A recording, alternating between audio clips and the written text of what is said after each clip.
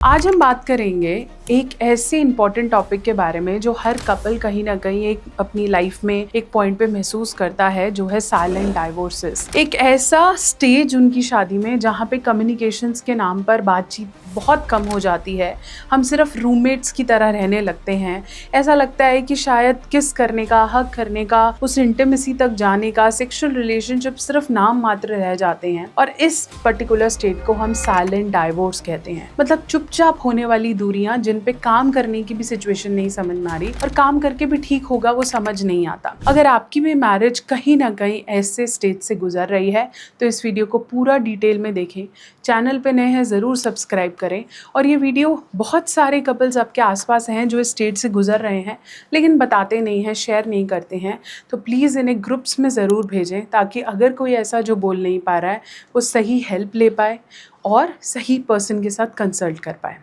तो चलिए, हम बात कर रहे थे ऐसे गुप्त रिश्ते की जिसके अंदर अब शायद इम्प्रूवमेंट के साइंस भी बंद हो जाते हैं। जब शादी में शुरू के स्टेट्स होते हैं तब हम एक दूसरे को नहीं जानते होते, साथ साथ चीज़ें एक्सप्लोर करते हैं, समझ में आने लगता है किसकी क्या अच्छाइयाँ हैं, क्या बुराइयाँ हैं, किसे क्या पसंद है। और उसके बाद फिर एक स्टेट ऐसा आता है जहाँ पर हम उसकी बुराई और अच्छाई को एक्सेप्ट नहीं करना चाहते। हम कहीं ना कहीं अपनी लाइफ, रिस्पॉन्सिबिलिटी, भाग दौड़ में फंस जाते हैं और ऐसी सिचुएशन में हमारी फिजिकल क्लोजनेस, सेक्सुअल रिलेशनशिप्स में भी बहुत दरारें आने लगती हैं। हम बात नहीं करना चाहते, हम लड़ना नहीं चाहते, हमें लगता है जैसा चल रहा है वैसे चलते रहते हैं और फिर धीरे धीरे हम सिर्फ रूममेट्स की तरह रहते हैं। ऐसी सिचुएशंस में कपल्स कम और आपस में रहने वाले दो इंडिविजुअल्स लगते हैं जिनकी सिर्फ जिम्मेदारी बच्चों को पालना है या फिर अपने परिवार की देखरेख है या फिर वो EMIs भरना है जो साथ में उठाए गए हैं। ऐसे में अगर कोई आके बात भी करना चाहे कि ये नहीं हो रहा है या ऐसे है तो वो सुनना नहीं चाहता, उस पर लड़ाई बढ़ जाती है और इन्हीं सिचुएशंस को हम साइलेंट डाइवोर्सेस कहते हैं। साइकोलॉजी के अनुसार शादी के 5 से 10 साल बाद साइलेंट डाइवोर्स अपने सिग्नल्स देने लगता है। ऐसे में हमें बहुत बड़े सिग्नल्स मिलते हैं कि शायद कोई बाहर बात कर रहा है, कोई फ्लर्ट रिलेशनशिप स्टार्ट हो गया, इमोशनल सपोर्ट के लिए बाहर कहीं डेवलपमेंट हो गई या फिर एक्स्ट्रा मैरिटल शुरू हो गया, या हमें महसूस आता है कि बिल्कुल ही बातचीत कम हो गई है या कोई अपने फ़ोन पे पॉर्न देखता हुआ पकड़ा जाता है। तो ये सब सिग्नल्स हैं जो ये बताते हैं कि आप साइलेंट डाइवोर्स की तरफ जा रहे हो अपनी मैरिज में। इसके अलावा आप अपने पार्टनर्स को देखोगे कि वो अपनी कम्युनिकेशंस भी बहुत कम कर लेते हैं। पहले जो चहकती हुई कम्युनिकेशंस होती थी, बातें होती थी, अब वो बिल्कुल कम हो गई हैं और सिर्फ इतनी बात होती है, ओके ये ले आओ, ये दे दो। तो ये सारे सिग्नल्स आपको बताते हैं कि आप डाइवोर्स की तरफ जा रहे हैं। मतलब हो तो, लेकिन सुनने का, एक दूसरे को समझने का मन नहीं करता। इससे पहले कि मैं साइलेंट डाइवोर्स के आपको साइंस बताऊं और कैसे इससे बाहर निकल सकते हैं उसके बारे में बात करें, मुझे ज़रूर ये बताएं कि क्या आपने इस तरह की कोई मैरिज देखी है। कमेंट सेक्शन में लिखें। और अगर देखी है तो आप कैसे समझ सकते हैं कि इस रिश्ते में दिक्कत आ रही है।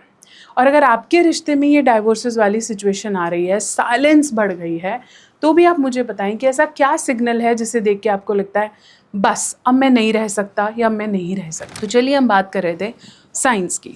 सबसे पहला कॉमन साइन है लॉजिस्टिक्स डिस्कशन। आपको लगता है अब हमारी बातें घूम फिर के सिर्फ इस पे रह गई हैं, ये कर दो, ये ले आओ, ऐसे कर लो, तो डेफिनेटली इनमें कोई स्वाद नहीं है, कोई मज़ा नहीं है जो रिश्ते की मधुरता बनाए। अगर आपको लगता है हमारी फिजिकल इंटीमेसी ख़त्म हो गई है, फिजिकल और सेक्सुअल इंटीमेसी में फ़र्क है। फिजिकल इंटीमेसी का मतलब है साथ में शॉपिंग जाना, बाहर निकलना, साथ में चाय पीना, एक दूसरे का हाथ पकड़ना, किस करना, जिसके अंदर बॉडी मूवमेंट्स एसोसिएटेड हैं, वो फिजिकल इंटीमेसी है। तो अगर फिजिकल इंटीमेसी ख़त्म होती जा रही है, सेक्स मान लो होता भी है लेकिन फिजिकल चीज़ें ख़त्म हो गई हैं, तो वो भी आपको नीड्स को पूरा नहीं करेगा। फिर हम बोलेंगे रूममेट्स बिहेवियर। अगर आपको लगता है कि हम सिर्फ रूममेट्स हैं, अगर अकेले सोने का मन करे तो बड़ी खुशी से सोते हैं, साथ सोने का मन नहीं करता है, तो वो भी कहीं ना कहीं आप समझ लीजिए आपकी सेक्सुअल लाइफ में स्पार्क ख़त्म हो रहा है और वो साइलेंट डाइवोर्स की तरफ बढ़ रहा है। इसके अलावा अगर आपको लगता है कि मैं जब फ्यूचर प्लान्स बनाती हूँ या हमारे फ्यूचर प्लान्स बनते हैं तो सिर्फ एक दूसरे के बारे में बात होती है कि मैं ये करना चाहता हूँ, मैं ये लेना चाहता हूँ, हम वाला पर्सपेक्टिव ख़त्म हो गया है, तो डेफिनेटली आप खुद कहीं ना कहीं डायरेक्टली और इनडायरेक्टली डाइवोर्सेस की तरफ बढ़ रहे हैं। इसके अलावा अगर आप इमोशनल सपोर्ट के लिए बाहर देखते हैं या ऐसा महसूस भी करते हैं कि ये बंदा मेरे को इमोशनल सपोर्ट नहीं दे सकता, या फिर इसके इमोशनल सपोर्ट की मुझे ज़रूरत नहीं है, या इससे मांगा हुआ इमोशनल सपोर्ट भी मेरे को हील नहीं कर सकता, या फिर हम बाहर किसी से बातें करने लगे, तो ये भी साइलेंट डिवोर्स का कारण है। कहते हैं घर पे 2 बर्तन हैं तो बजेंगे ही। तो अगर आपकी लड़ाइयाँ ख़त्म होती जा रही हैं, लड़ने का मन नहीं कर रहा है, साथ बैठ रहे हैं तो बस चुप हैं, कुछ डिस्कशंस नहीं हैं, तो ये भी साइलेंट डिवोर्स के कुछ सिग्नल्स हैं। अगर हम बात करें कि इसे ठीक किया जा सकता है, अगर आपको ये पता चल गया है कि हाँ, कहीं ना कहीं हम साइलेंट डिवोर्स की तरफ जा रहे हैं, शादी में सिर्फ रूममेट्स बिहेवियर रह गया है, घर में सिर्फ 2 जन रह गए हैं, प्यार खत्म हो गया, तो इसे ठीक किया जाता है। बहुत बार ये इसके कारण रिसेंटमेंट होती है, पास्ट में करे हुए कोई बिहेवियर्स जिसे दिमाग से नहीं निकाल रहा है दूसरा जना, पकड़ के बैठा है, तुमने मेरे साथ ऐसा किया या ऐसा हुआ, और अब चुप्पी आ गई है। तो ऐसे में इसे करेक्ट करने का तरीका सबसे पहला यही है कि अवेयरनेस क्रिएट करो, जानो कि हाँ ऐसा हो रहा है, ऐसी वीडियोस देखो जिससे पता चले कि हाँ ऐसा है, डेफिनेटली मेरे रिलेशनशिप में ऐसा हो रहा है, और उसके बाद एक दूसरे के साथ बैठ के इसको ठीक करने के तरीके देखो। मैं ठीक कर पाऊँगा नहीं, ऐसे कि मुझे ऐसा लग रहा है ये दूरी बन रही है, हम मिलके इसे करेक्ट करने के बारे में सोचते हैं, और जब सोचेंगे तो आई थिंक चीज़ें बेहतर होंगी। तो उस सिचुएशन को हम कह सकते हैं कि हम इसको करेक्ट करने के लिए कम्युनिकेट कर रहे हैं, तो वो बात करनी ज़रूरी है। धीरे धीरे वो एफर्ट्स लेने शुरू करो जो आपने लेने बंद कर दिए, जैसे साथ में कॉफ़ी डेट पर जाना, बाहर निकलना, हग करना, जैसे हम फिजिकल इंटीमेसी के बारे में बात करेंगे उस बारे में बात करो।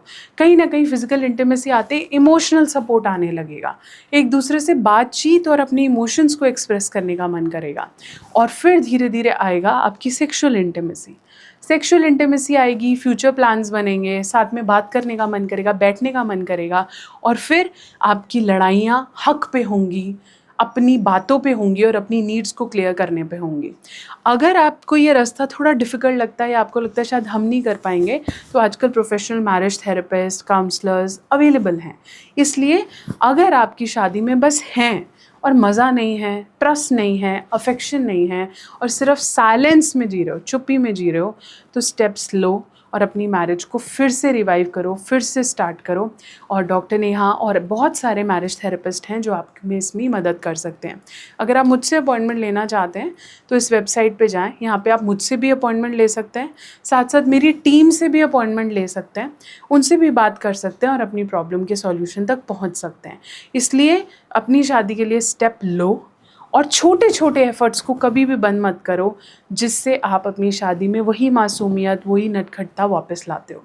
ऐसी और वीडियोस के लिए हमारे साथ बने रहो, और इस चैनल को अपनी फ्रेंड्स फैमिली के साथ शेयर ज़रूर करो।